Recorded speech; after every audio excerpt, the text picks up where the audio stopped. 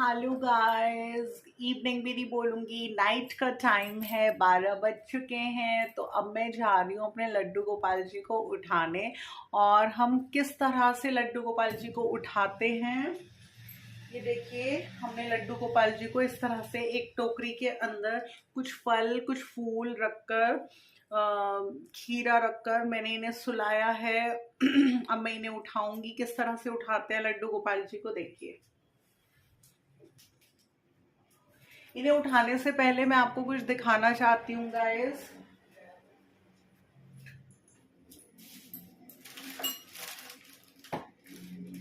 ये लाई हूँ मैं लड्डू गोपाल जी की पोशाक, जो कि मैं अब इनको पहनाऊंगी। आप देखिए, ये मुकुट है जो मैं इनके लिए लाई हूँ, जो मैं इन्हें अब पहनाऊंगी। ये इनकी कुछ ज्वेलरी है। इसका जो हार है वो मैंने सुबह ही उन्हें पहना दिया है।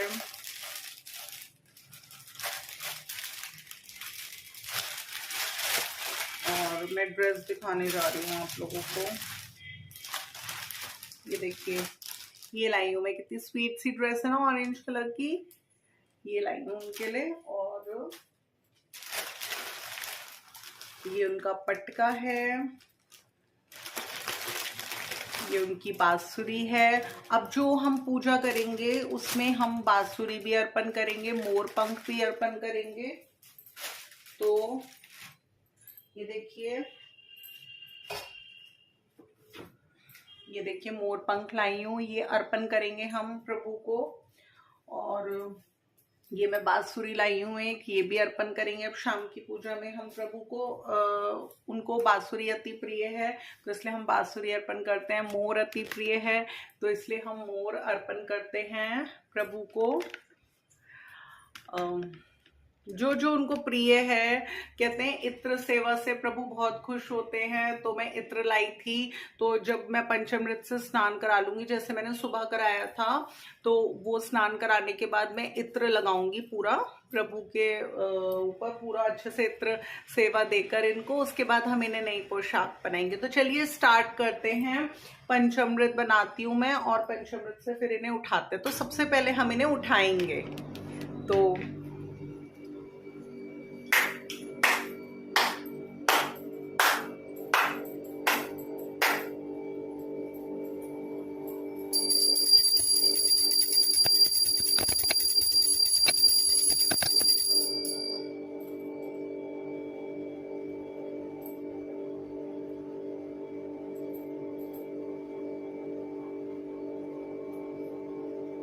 अभी देखिए, मैंने ताली बजाई है, घंटी बजाई है, प्रभु का मुंह खोला है। अब मैं इन्हें उठाऊंगी। और इन्हें उठाने से भी पहले मैंने खीरा उठाना है, और जो सिक्का रखा था मैंने, उस सिक्के से खीरे को काटना है। मतलब नाल काट दिया अपने बच्चे की, और बच्चा आ गया, तो इनका जन्म हो जाएगा इस तरह से। तो ये देखिए गाइस, मैंने अपने प्रभु को उठा चुकी हूँ, ताली बजाकर, घंटी बजाकर। और अभी मैंने तैयारी करी है पंचामृत स्नान की, जिसके लिए मैंने बनाया है पंचामृत। कैसे बनाया है मैंने ये पंचामृत? मैंने लिया है थोड़ा सा कच्चा दूध, जो कि सुबह मैंने बचाकर रखा था, जिसका पंचामृत में मैंने सुबह दूध का इस्तेमाल करा था। थोड़ा सा मैंने लिया है इसमें कच्चा दूध, उसमें डाला मैंने थोड़ा सा शहद, उसमें डाला मैंने थोड़ा सा देसी घी, फिर डाला मैंने थोड़ा सा गंगाजल, और मैंने डाला इसमें थोड़ा सा दही। तो ये पांचों चीजें डालकर मैंने ये तैयार करा है पंचामृत। और अभी मैं प्रभु का पंचामृत स्नान कराने से भी पहले जो जन्म की एक प्रक्रिया होती है, उसमें हम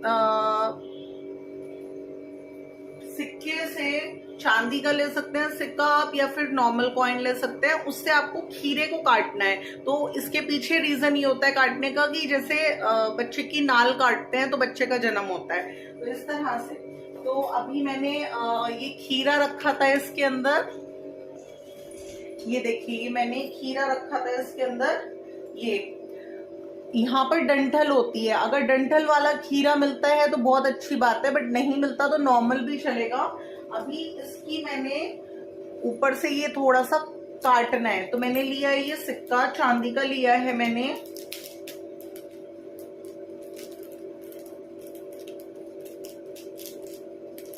अक्षय तृतीया पर लिया था। तो तो ये लिया है मैंने चांदी का सिक्का, और अब इस चांदी के सिक्के से मैं थोड़ा सा ऊपर से ये काटूंगी। इसीलिए हमें खीरा ये हम रखते हैं, ये जो खीरा होता है इसको हम जरूर रखते हैं टोकरी में आज के दिन। इसका विशेष रूप से ये रखा जाता है, और इसका मैंने आपको बता भी दिया कि ये क्यों रखा जाता है और इसे हमें क्यों काटना होता है। तो ये खीरा प्रसाद के स्वरूप में हम घर में सभी फैमिली मेंबर्स को बांट देंगे इस तरह से। तो अभी ये इसी में ही हम रख देंगे। तो प्रभु का जन्म करवा दिया है हमने इस तरह से। अब मैं हाथों में, मैंने प्रभु को ले लिया हाथों में बड़े प्यार से, और अभी मैं करवाऊंगी इनका पंचामृत स्नान।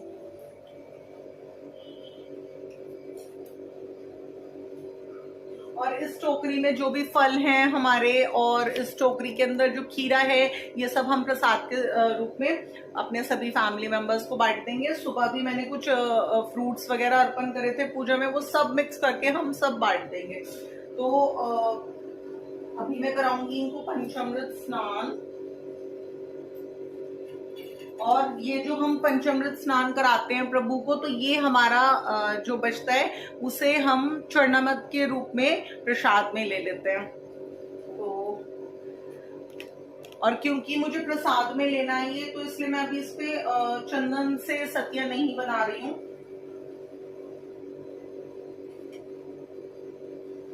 तो अभी हम स्टार्ट कर रहे हैं प्रभु का पंचामृत स्नान। ओम जय कृष्णाय नमः। ओम जय कृष्णाय।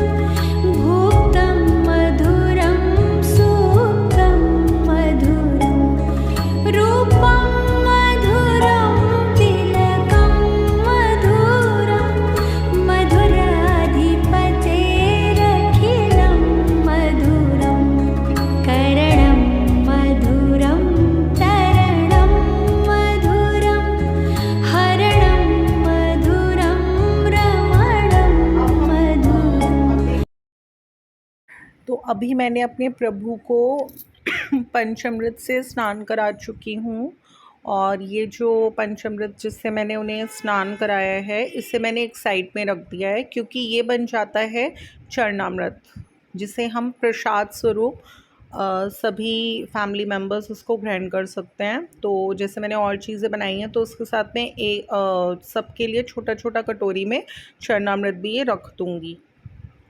अब जो मुझे करना है वो है, जो प्रभु को बहुत अति प्रिय है, वो है इत्र, इत्र सेवा।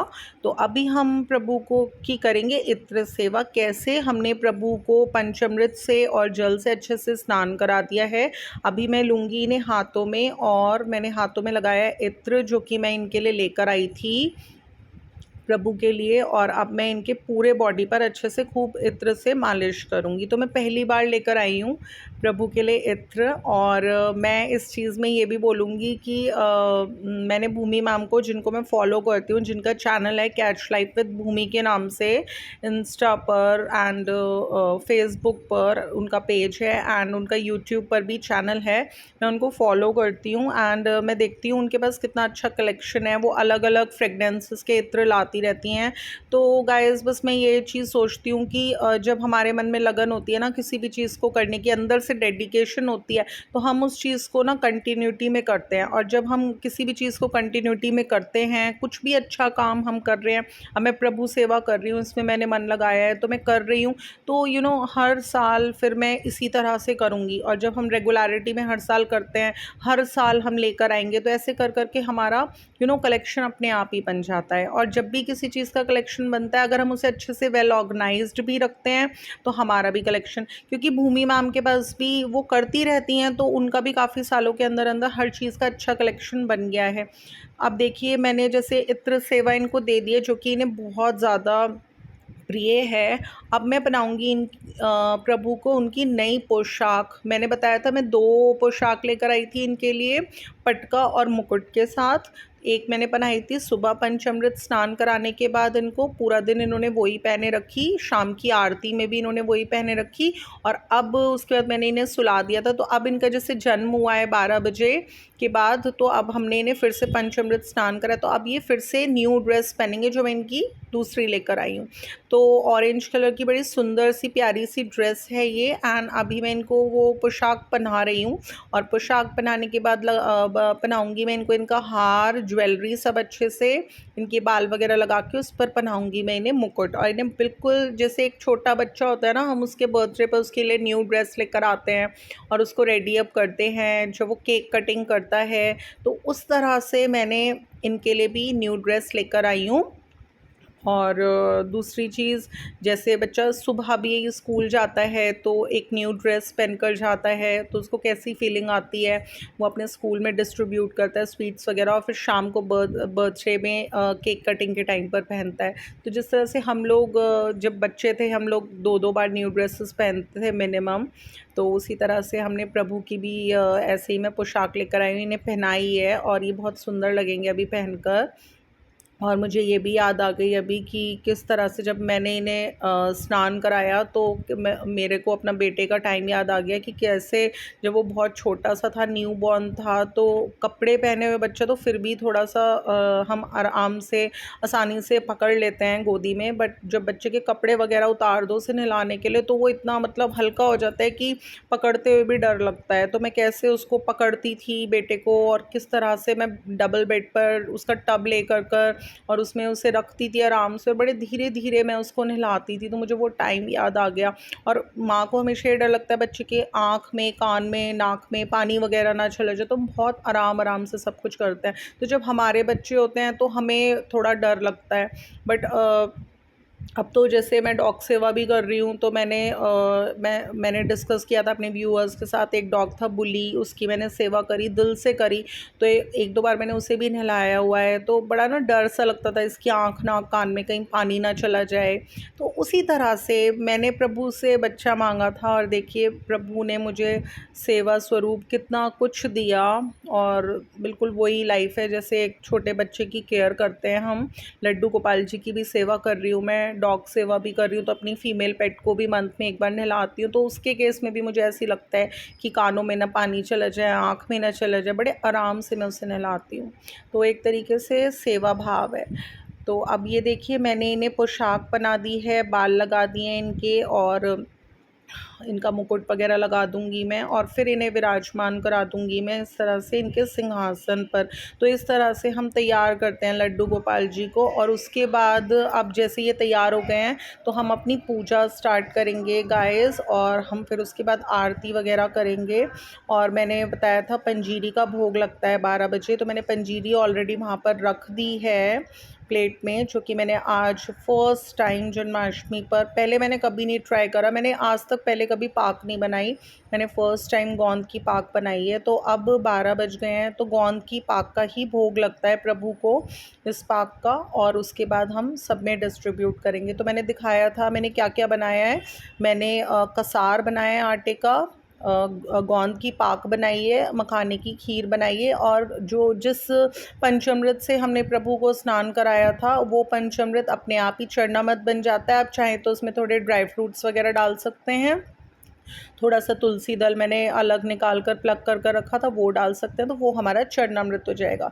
तो इस तरह से अभी मैं प्रभु को सिंहासन पर विराजमान कराकर उसके बाद जो भी हमें अर्पण करना है, जो मैंने आपको स्टार्टिंग में दिखाया था, जैसे कि मोर पंख हो गया, प्रभु की बांसुरी लाई थी मैं वो हो गया, ये सब अर्पण कर भोग अर्पण कर पुष्प अर्पण कर फिर हम धूप दीप से इनकी पूजा करेंगे। देखिए कितना सुंदर पटका है प्रभु का। तो ऐसे ही बस मेरा यही मन है कि हर साल मैं इनके लिए ऐसे ही सेवा भाव रखूं और सुंदर सुंदर सब कुछ लाती रहूं। तो गाइज़ अगर आपको मेरा ये व्लॉग अच्छा लगा जिसमें मैंने प्रभु का जन्म करवाया, उन्हें पंचामृत से स्नान कराया, पोशाक पहनाई, ज्वेलरी पहनाई, भोग प्रसाद लगाया, तो प्लीज़ इसको लाइक कर दीजिएगा, इसको ज़्यादा से ज़्यादा लोगों में शेयर कर दीजिएगा। एंड गाइज़ प्लीज़ आप मेरे चैनल को सब्सक्राइब करना बिल्कुल ना भूलिएगा। आपकी सभी लाइकिंग्स मुझे बहुत ज़्यादा मोटिवेट करेंगी और आगे भी मुझे इनकलकेट करेंगी कि मैं आगे भी ऐसे अच्छे व्लॉग्स आप लोगों के लिए लाती रहूं। So till then goodbye and thank you for watching.